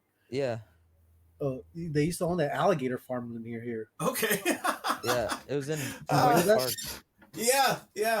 Oh man, that's awesome. Yeah, I lived San Bernardino County. I was down in LA for a little bit, and then up in the mountains, and then Ukaipa out there towards like Beaumont and whatnot. That's awesome, man. That's a little bit of history down there. Yeah. My dad always tells me stories, and they have a bunch of old pictures. They had tuataras there, and they had Galapagos tortoises and stuff. It's crazy. Yeah, a lot of those. I think there's actually the folks that I got my Flavies from, the actual Flavies, have, I think, some of that old stock. They're more of a private zoo still down there in Southern California. I think it might have been some of those Galapagos. They were saying something about it coming from somewhere. It just all makes sense. It starts becoming a small world, especially when you're talking about animals like Galapagos. You know, it's like three or four generations of reptile people. Yeah. No kidding. Yeah, Ed is my great uncle, so he's my dad's uncle. Okay. Yeah. Good stuff, man. All right, another little tangent, but a little background for us all. That's awesome. That's fun. Yeah. Yeah, that's really cool. Yeah, I know. I'm not of the green tree. I have a pair, but I don't follow the green tree world that often. But I know Ed had a lot to do with that. And, yeah, he used to be doing a lot, but he said that these are his last breeding pair of Biocs. Yeah. And mainlands. I don't know if he has any more that will breed. I think they're all like 20 plus. Yeah. When I got the Angolans, he was saying that he's going to start really cutting down on it. Yeah. Was that a long time ago? No, that was about 3 years ago, maybe 2.5 years ago. My dad tells me he's been saying that for the past like 10, 15 years. He's been slow down. Well, maybe that too. You know, I think he was a little surprised when the Angolans bred, because they were old animals already, and it was kind of cool with his because he actually knew where they came from. There's a lot of animals you don't know exactly which line, if it's like the I forget, the zoos and this pet shop, that pet shop, and whatnot. But he actually knew where his came from. Yeah. So I think he was one of the first people that bred Angolans here. Yeah. In the States, I'm pretty sure. Man, that's cool. I remember seeing that, like, getting back, because I used to be into snakes before the monitors, right? Before I chose what I wanted to like. But yeah, I remember when it was like 2003 or something like that, and like the first pies were coming out, and people wanted to breed the pied to the Angolan. Oh yeah. Pies, right? That was so dumb. You hear that, ball python people? Now when I think about it, right, it's like it's because the reality of it is we can't breed those two together, right? Yeah, I think it hasn't been done. No, it's been done. It's been done, but it shouldn't be. They're two different species, you know. I don't think the pied would carry on. Yeah, so, unless you went multiple generations, and who knows if that even works. Probably. Just stop talking, Aiden. People are gonna try it now. No. Yeah.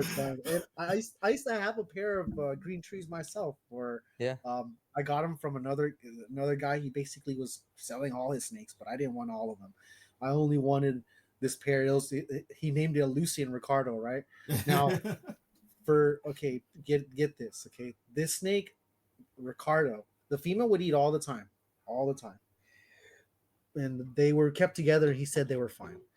And the male though, like it's like when you look at them, the male is he never ate for that guy, right? And I Uh-huh. think that's why he ended up selling them or wanted to get rid of them too. So they basically were kept together.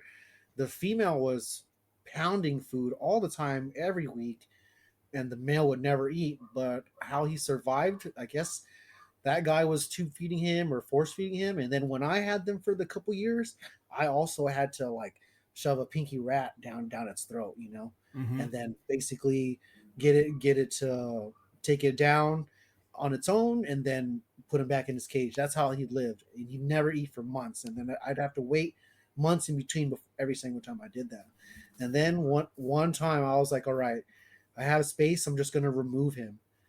The very first week after I removed him from the female, that thing ate on its own for Yeah. forever. They Yeah, go man. off Oh, It there was you food. go.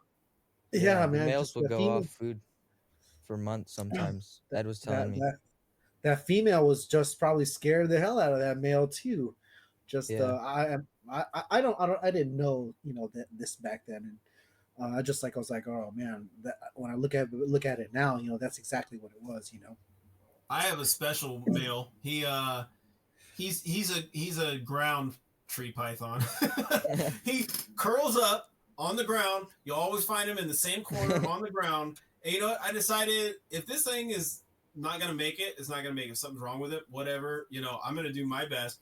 And as soon as I start talking about it or posting pictures of kind of how I keep them, I get all this unsolicited advice about green trees. Just I'm like, hey, they're alive, they eat, they do fine, they shed, they poop.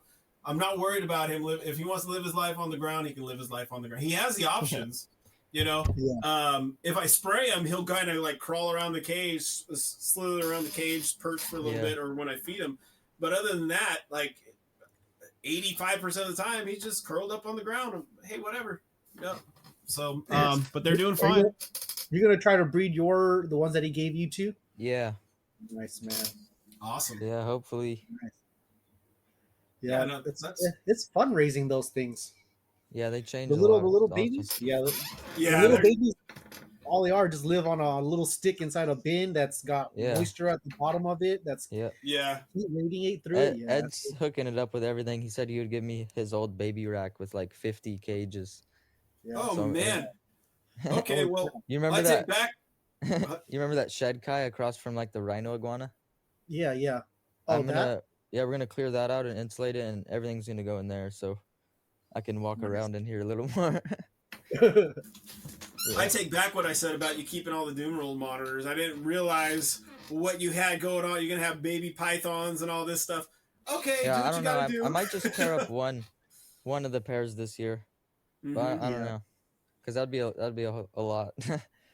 I guess it'd be smart to learn them throughout the whole year and then try it when it comes to season, the cool season. Yeah. Well, Yeah. you got some great advice. You got someone great to turn to if you need some help. I'm sure. Yeah. Alan, I had a question. Yeah. And I totally forget. Okay, now for your snakes, right? Uh-huh. The ones that are normally cold, can you breed them when they're not cold? Do you get the same results? Python specifically. So I didn't really cool the bredli last year, like down into the mid 40s or 50s. They kind of stayed at room temperature, which was about mid 60s. They bred fine. This last year, they kind of stayed like upper 60s, low 70s, but they're locked up now. So see the results. Yeah, I'll see what happens with the clutch, and if they look I good. think those temperatures are still getting down chilly, not like cold, but I think they're not too warm though, right? Right. I mean, they're not too cold either. Well, the truth was, I was gonna give these females, they cohab with the males, so it's like either a pair or trio, and I was going to give the females a year off. So I thought how I was going to do that was not really drop the temps, just let them chill at room temperature, but not really take them down really low, as the catalyst to get them there. But apparently, they're doing what they want to do anyway. So I'll see how that plays out. Yeah. Yeah. That's all I can say. I'll see how it plays out. It looks Yeah. like a couple of them are gonna go. So, Aiden, you're gonna have to buy a few calendars and put them on cages. yeah. Yeah. Because you'll have mixed up with snake shit and lizard stuff and Yeah. whatever else. Yeah, man, it's like there's so much going on. Yeah. And I like the paper calendars. We have stuff on our phones, but it's to the point where I get so many notifications on my phone now too. It's like Facebook, Instagram, calls for and family I have a whole work. schedule. I have a whole schedule on one date, and I'm like, dude, I can't see that. I'm not right. And if I don't remember to get back to it, if I'm doing something else and I, swipe away the notification, it's like it's not there anymore. I don't know. It's easier for me to have something kind of posted somewhere to keep track of, if I'm even going to write it down, to be honest. I need to do that. Mine, I kind of like have a mental note of what I've been seeing for the last however long. It's just posted there, Yeah. Yes. I basically gotta be more strict with the monitors this year. Man, they're breeding the heck out of each other the last few months, man. From I guess I would say November all the way up until April. They were laying on Easter, on the very night of Easter and the morning next. I was digging up eggs. They were laying on Easter. So man, it's like I think they're just that was like the 17th, right? Was Easter? Yeah. So, that was 2 weeks ago, and I basically have been cutting back their diet and just the females. I'm giving a little bit of food to recoup with a lot of calcium, but the males are chilled out, separated. Yeah, I'm just gonna be a little bit. Now I'm gonna basically cool them down. They've been laying. I know one female has laid, I'd say 5 times since winter. Like throughout winter. I'm like, wow, okay, geez, just don't die. right. My female is kind of the same right now. They're going again. So for one, I think it'll be clutch 4 and the other one 3. And but they look healthy. They're absolutely fine. They come, their body looks good. They look kind of ravenous when they come after food. So I'm just kind of letting them do their thing, but the idea is in the winter to cool them down again. And Aiden, what are you doing with your female now that she's laid? What is your get up going now? So I've only fed her a little bit each day, every day though, good. But a little bit of shrimp the first day or first night. I got the eggs, and then most of a chick the next day. Yeah. But yeah, she's just chilling out. She's been in the nest box. She spends a lot of her time in there. Just not in a tunnel or nothing, just on top. She can get away from the male because that the way you design that. He's in here though. He's in the other one. Okay. Yeah, they're separated. Still separated, right? Yeah, just keep them like that. Keep her technically lean still. You don't. I mean, if you're not really trying to, just don't pound them. There's no reason to pound them. Yeah. They'll gain back the weight, and you just do it a little bit slower, and so it doesn't offset a whole nother trigger if you're not trying to do that. You're letting them chill out for like 40 to 60 days like you did before, like the last time. They just kind of did a repetitive thing. Yeah, just do light feedings like that, and then when it's time to, you'll be able to tell because she's doing. Last time I wasn't sure. Like this time I wasn't sure if she was gravid because she didn't get real big, but once she laid now, I'm like, damn, she's so skinny. Like, I don't know when I held her, she was so pudgy, like a sausage, dude. Yeah. It was, and that was like a month before she laid. She got pretty fat. Yeah. She ate all the way up until the day before she laid. Oh, nice. Yeah, a whole lot. Yeah. Mine usually go off food for like 3 days, but I don't have that species, so there's a few of them that'll keep eating, but they'll be very choosy about what they want. It's like you offer them a roach, they don't want it. You offer them a pink, they might take it, or vice versa or whatnot. I haven't had really any luck with insects except for the grasshoppers. That's the only ones that they seem to want. Yeah, it's fun. They're big. Yeah. So yeah, do listen to people like Ben that have with the crustaceans and Kai that are using those things. You'll get some people, man. Yeah, there's some bad um, advice for sure. yeah, that A have lot. never bred Dumerils, and they'll tell you how to breed them. Yeah. No, or never bred like species, and they'll tell you, they're um, some study at some point found them with Yeah. birds or bats or insects and frogs in their stomach, which all Yeah. might be good, but just do your thing. And Yeah, man. Yeah, stay with the course, because there's no need to really change it if you're on, we're not really doing a whole lot different, and Yeah. what you're doing now is not unhealthy. It's actually seemingly the right thing to do. Shrimp Yeah. over mice. Yeah, instead of the olden ways was just kind of like feed them and feed them whatever. Yeah. But when you're more specific with the diet, man, they do a lot better.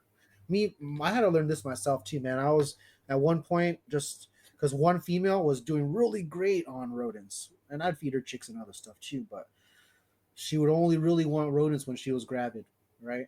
And she's still that way now. I have to trick her, chop up chicks really small, and mix them up with rodent juice to get her to eat it while she's gravid. Interesting. But now I like have other females on crawfish and shrimp, and it's like I want you to have all the sustenance, but I don't want you to get fat. Yeah. So Yeah. I can kind of overdo it with the shrimp and crawfish because that's lean. Um, it's just the rodents make them so pudgy and fat. Yeah. The Dumerils, it seems like they go to the bathroom every day in the water. Yeah, Like they clear their Bastards. systems every day. It seems like, because it's Yeah. not like super thick food. It's just like, I don't know, really Always light in the meat, water I too. guess. Yeah. yeah. Yeah, I have to clean the water every day, and then they go in it right Sure. away. There went my any desire to keep Dumerils for me.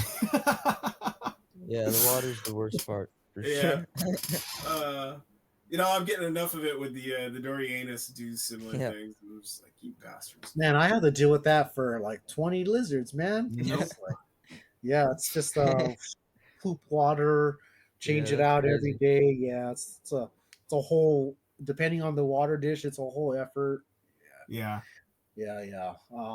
And it just becomes fertilizer water in the grass in the backyard, Yeah. in the very, very back. Oh, are you using that? I think John's using some of his like dirt and feces for For his vegetable garden. fertilizer. I think I heard him say that. Alex Yo, is I think he said he was always growing giving him tomatoes. shit. Yeah. Yo, I'm like yeah, using it's feeding the banana tree. That's what it's doing. Yeah, it's feeding the grapefruit tree, the banana tree, because they're in the back further, and I don't want the flies to hound by the house, so they'll hound out over there. Yeah. Yeah, man, and there's a couple buckets every day. Not everybody has a giant water pan. It's just something to get in and out of. But man, my mangroves like to breed in them though, for sure. They Yeah, love to, the Dumerils have done that a couple times. yeah, they love to breed in the water for whatever reason. It's comfortable, or Yeah. temperature or traction or whatever. I don't know, but yeah, man, I catch mine wanting to, or the female's more receptive in the water. It's Huh. like, I don't know, maybe she's stuck there or something. Yeah. She can't.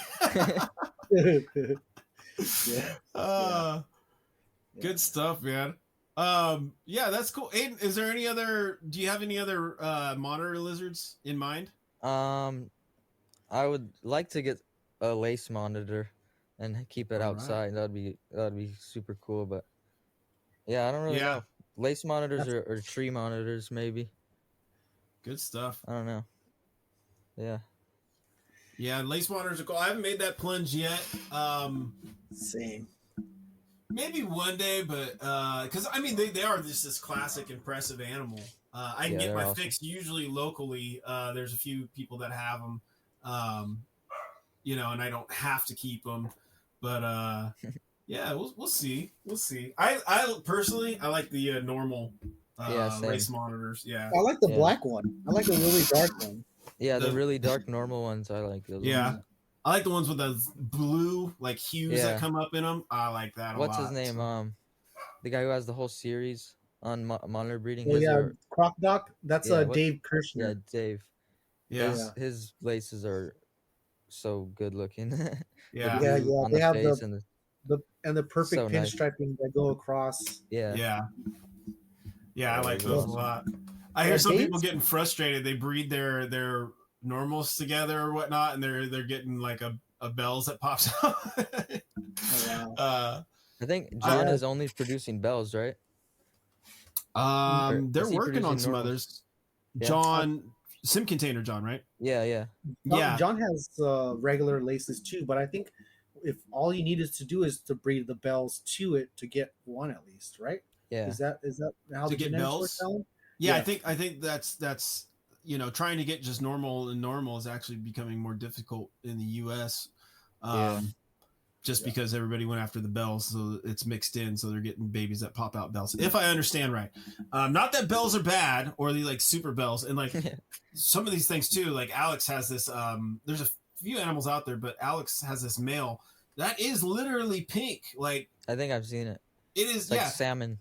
Yeah. Yeah. It's no doubt the animal is pink. I've gone and seen it in person, and at first I was like, okay, like how pink is, and it's insane. So, I'd love to see the future of some of these things. Yeah. As we keep producing them in the U.S., like a pink and black, lace monitor. That's awesome. That'd be crazy. That is cool. Or the blue and the normals. That's cool too. So, yeah, and I'm really excited. There's a few people working on Spencer's. Yeah.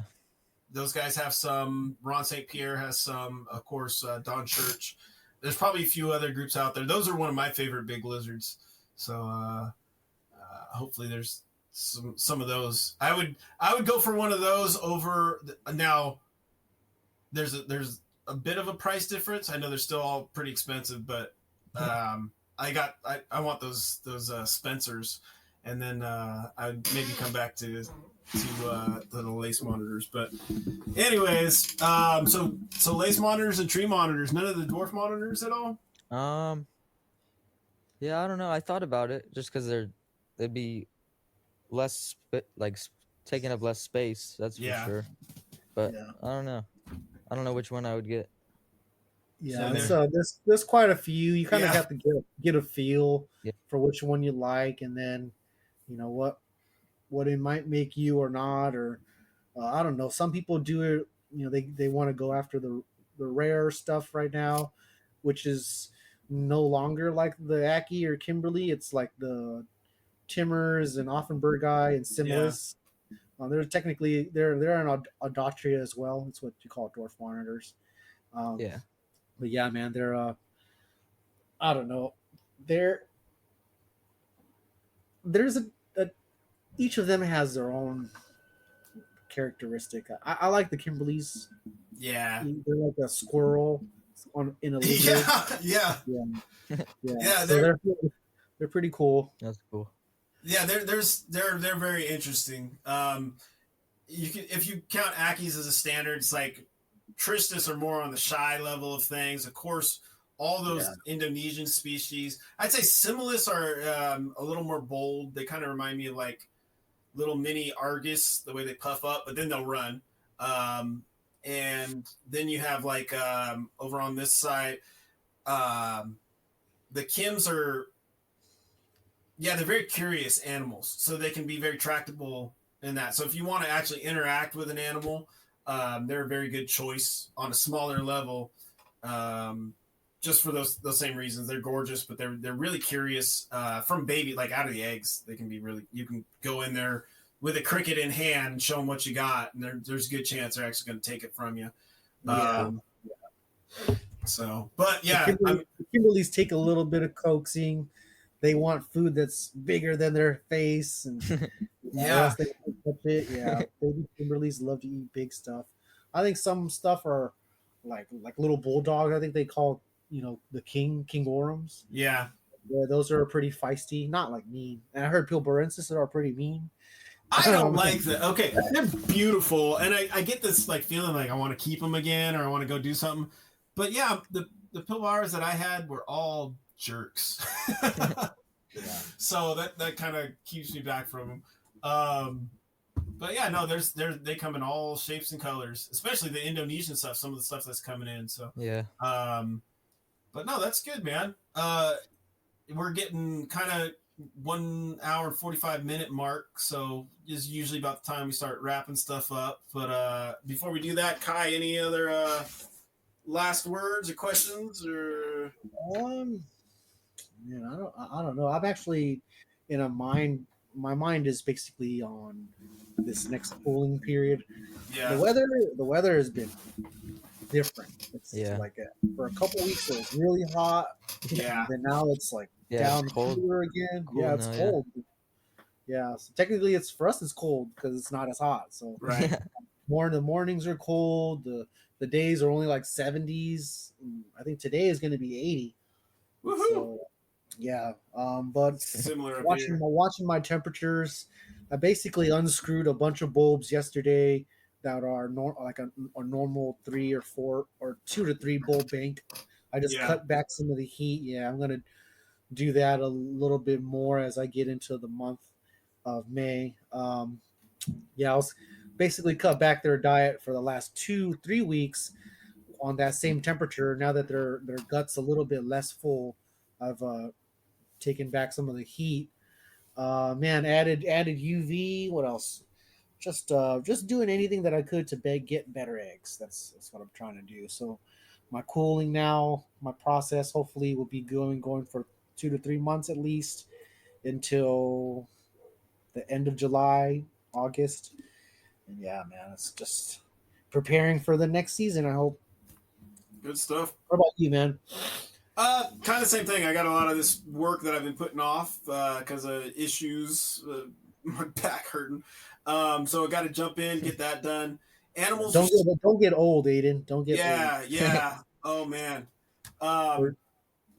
Start up yoga and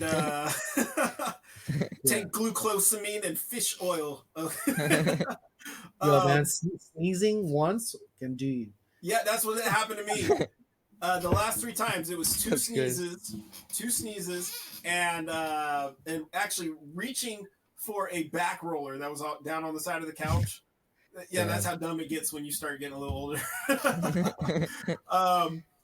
But finishing out what I got going on with the dwarf monitors and hopefully clutch of sand monitors, seeing what everything else does, and then I have to streamline just making stuff more accessible in my warehouse. So it's just organizing, rearranging things, trying it out, almost like you do, growing up with your bedroom. It's like, how does this work? Some of that stuff just going on. And then dealing with the incubator I talked about. Looking forward to, I'm trying right now to up, I started a couple different roach bins. So pulling adults out of one, putting them in the other. So I got, a couple more roach bins going that I hope to really get going as it heats up and get them a real good start. So hopefully by next year, I just don't have any hesitation when pulling food. I have as much as I need in roaches to cover pretty much everything. And then I can add in the other foods that I want to, just to kind of be more set and covered financially, and that I don't have to worry about any things that are outside of my hands if I can't get rodents right away, if I can't get shellfish or whatever, Man, the price of rodents have skyrocketed. Yeah. So it's looking into some other options because of that. I really don't want to breed my own rodents. It's possible I could start birds like at the house, and my kids are getting older, so it's like man, you can do quail. Quail is simple. That's maybe what I'm looking into. So and then the forced child labor of my kids. So make them pick up eggs, throw them in the incubator. Yep. And that's technically it. It's and then I don't know, are you still going through Carl at all? I gotta hit him up. So I gotta try to get another round. Because those are, if you were to get 3 bags of chicks that can fit in a typical box, man, that's like $150, right? Worth of chicks, and it's like, I don't know, divide that by 300, man. That's pretty good. That's pretty good pretty good for all that. Yeah, so I'll hit them up because I got a large rodent order across the board, not only for monitors but for snakes too. From Rodent Pro. Yeah, so that was the last one I think earlier this month that came in. Oh, wow. So got those. That'll probably it lasts with other stuff. It'll last my collection about 5 to 6 months, and then place another one if I'm doing it right. I'm still trying to feel it out as I go. So. Yeah. But yeah, that's kind of why I want the roaches on hand. I'd like to start some other bugs like super worms again, give that another shot. But make the kids do it again. And just I joke, but we're talking about it, and it's part of like paying them. It'll help me. I'll actually pay them for they don't get allowance for free. You got to work for that stuff. So yeah, that's kind of what I got going on. Hopefully I'll have some babies hatching here soon. It feels like, I might have several different clutches in the incubator, but you have one egg go bad and it's like, what did I do wrong? That kind of feeling. So I need to start seeing some little baby faces pop out to counteract that feeling a little bit. That's about, I guess I'll announce to everybody. It looks like all my Timor eggs have gone bad. I don't know why yet. I tried them at lower temperatures. They all looked good for months. One of them looked great, and now it just doesn't. So I don't know. I got to wait for another round, try again. So I got some different ideas that I'll try. If it's a large enough clutch, I would actually split it up in possibly 3 different scenarios and see which one works the best from different, probably all around the 82 degrees Fahrenheit mark. But different ways, not only sim container, but right in contact with substrate, and then another idea, and just see if that plays any difference into anything, see what I can learn. But also paying attention to the adults. Maybe it's something wrong with the adults or the nesting option that the eggs aren't going the distance. So kind of a full examination of what I'm doing. So I guess that's about it. All right, guys. Aiden, where can people find you right now? Instagram, SoCal Biawaks, like SoCal BIAWAKS. Nice. All right. And, Facebook, just Aiden Bradley. Okay. Yeah. All right. Kai, where can real quick for anybody out there, if you figured out this new meta update for Facebook and Instagram and how to link your accounts, can you please tell me how to do it? Because it is such a pain in my butt. I actually haven't really posted for like the last week and a half too much stuff because it became so difficult once I tried to do this thing.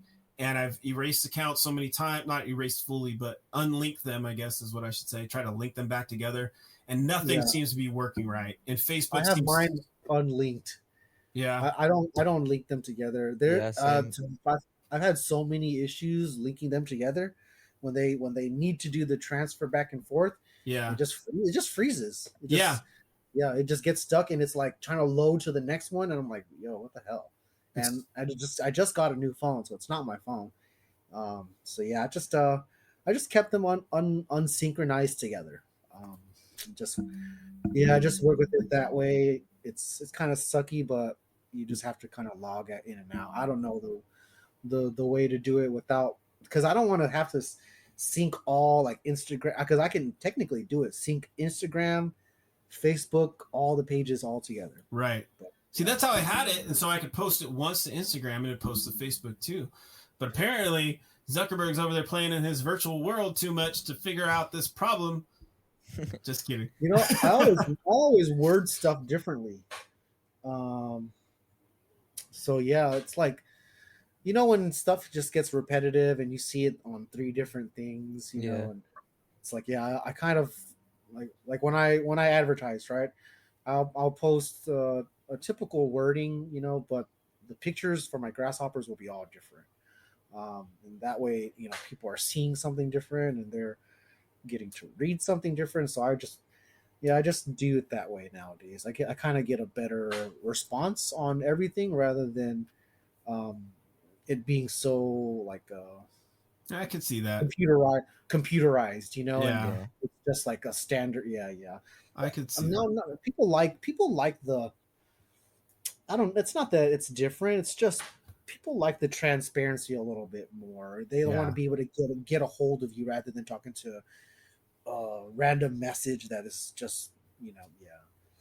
Yeah, Okay. yeah. That's Yeah. how I feel about it. But yeah, man, people can find me on Facebook under Kai Fan. You should be able to find me on Instagram under big underscore lizard 103. And then you'll find me here under the Morelia podcast or Morelia Python, um, this whole umbrella network of podcasts.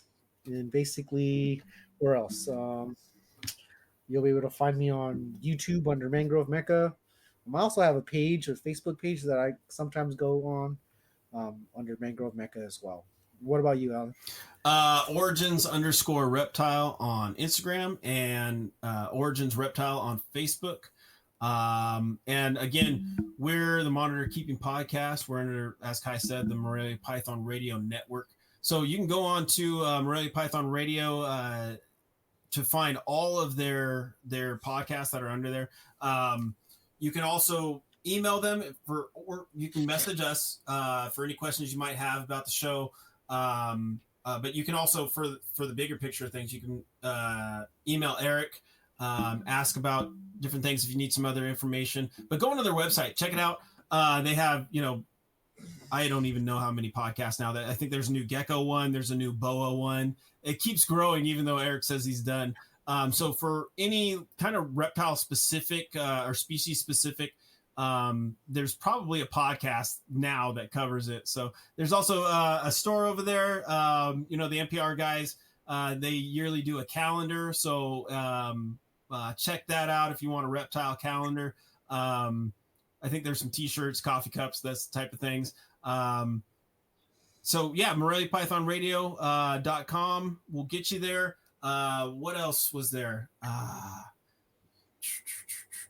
I think that's it. You can also find Morelia Python Radio on Facebook and on Instagram. Yeah, I think that's it. And for us, this is kind of funny saying it here on the podcast, but you can find us on every major podcast app. Also, Eric posts them all to YouTube, so you can always. Now, that's not saying we're you're going to see our pretty faces talking to you. It's just a recording on YouTube, but it's all available there under Morelia Python Radio as well. So, all right, guys, I think we're wrapping it up. Just shy of that 2-hour mark. Aiden, it was nice talking to you. Nice meeting you. Yeah, thanks for having me. You will stay in touch. Man. See how that. I'll see you later, all right, Aiden? Yeah, have a good weekend, guys. All right, man. Later. Later.